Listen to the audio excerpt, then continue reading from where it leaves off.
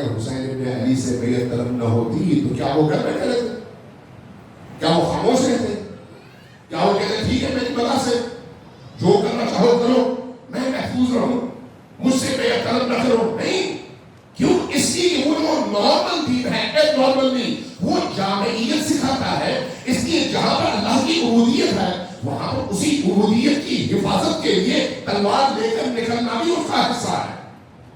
جہاں پر مظلوم کی دادرسی ہے وہیں پر ظالم کی کلائی پکڑ کر موڑنا بھی اسی دین کا حصہ ہے۔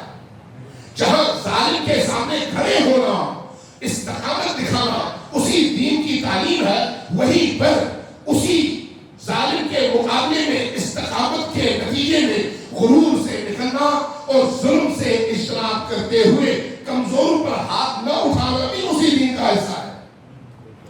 دین جامع ہے، جب جامع ہے تو آپ کا اگر نہر پر قبضہ ہوتا ہے تو آپ پانی نہیں روکتے، چاہے وہ امیر المومنین کی سیرت ہو، چاہے وہ سید الشہداء کی سیرت ہو۔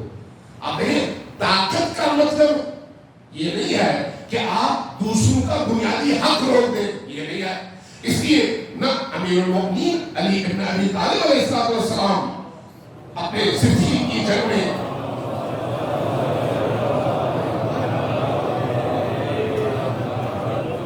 سامنے والے لشکر کا پانی بند کرتے نہیں کرتے، پانی پر قبضہ کرنے کے باوجود کہتے ہیں ان کو پلاؤ۔ حسین ابن علی علیہ السلام جب میدان کربلا کی طرف آ رہے ہیں تو رستے میں اپنے لشکر والوں سے کہتے ہیں کہ پانی زیادہ سے زیادہ لے لو۔ رستے میں پانی ہے، کہتے ہیں میں نے جب کہا پانی لو، لیتے ہیں پانی اپنی ضرورت سے زیادہ مقام لیتے ہیں، کیونکہ حسین وہ دیکھ رہے ہیں جو دوسرے دیکھ نہیں سکتے۔